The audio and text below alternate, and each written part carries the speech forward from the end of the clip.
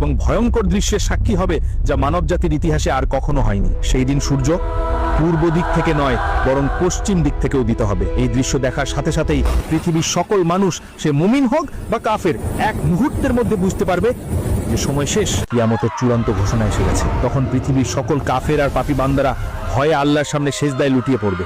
তারা তাদের পাপের জন্য কান্না করে ক্ষমা চাইতে শুরু করবে। যারা জীবনে কখনো আল্লাহকে ডাকেনি তারাও সেদিন চিৎকার করে বলবে, হে আল্লাহ, আমরা ঈমান আনলাম, আমাদের ক্ষমা করে দাও। কিন্তু সেদিন তাদের ঈমান আর কোনো কাজে আসবে না, কারণ পশ্চিম দিক থেকে সূর্য ওঠার সাথে সাথেই আল্লাহর হুকুমে তওবা বা ক্ষমা প্রার্থনার দরজা চিরদিনের জন্য বন্ধ হয়ে যাবে। আর কোনো নতুন ঈমান কবুল করা হবে না, আর কোনো পাপীর তওবা গ্রহণ করা হবে না। পরীক্ষার সময় শেষ হয়ে যাবে। পশ্চিম দিক থেকে সূর্য ওঠার কিছুক্ষণ পরেই, সম্ভবত সেদিন সকালেই, প্রকাশ পাবে কিয়ামতের আরও একটি বড় আলামত। মক্কার সাফা পাহাড় বা অন্য কোনো জায়গা থেকে জমিন এক বিকট শব্দে ফেটে চৌচির হয়ে যাবে এবং মাটি ফুঁড়ে বেরিয়ে আসবে এক অদ্ভুত রহস্যময় প্রাণী। এটি হলো সেই দাব্বাতুল আরদ, পৃথিবী থেকে বের হওয়া সেই প্রাণী যার কথা পবিত্র কোরআনে বলা হয়েছে। হাদিসের বর্ণনা অনুযায়ী এই প্রাণীটি কোনো সাধারণ পশুর মতো হবে না, এটি হবে বিভিন্ন পশুর সংমিশ্রণে এক অদ্ভুত আকৃতির সৃষ্টি।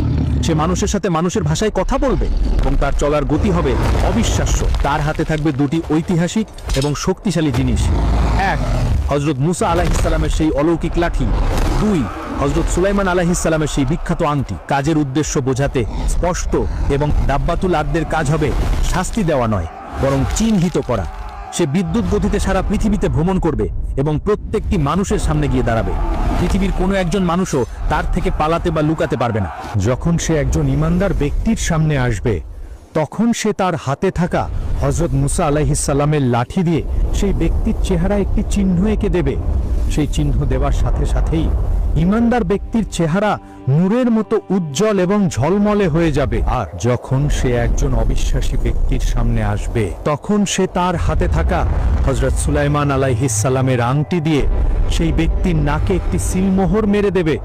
সেই চিহ্ন দেওয়ার সাথে সাথেই কাফিরের চেহারা ঘুটঘুটে কালো এবং কুৎসিত হয়ে যাবে। এভাবেই সে পৃথিবীর প্রথম থেকে শেষ পর্যন্ত আসা প্রত্যেকটি মানুষকে দুটি স্পষ্ট ভাগে ভাগ করে ফেলবে, মুমিন এবং কাফির। এই চূড়ান্ত বিভাজনের পর মানুষ আরো কিছুদিন পৃথিবীতে বেঁচে থাকবে, কিন্তু সেই জীবন হবে এক ভয়ঙ্কর মানসিক যন্ত্রণার।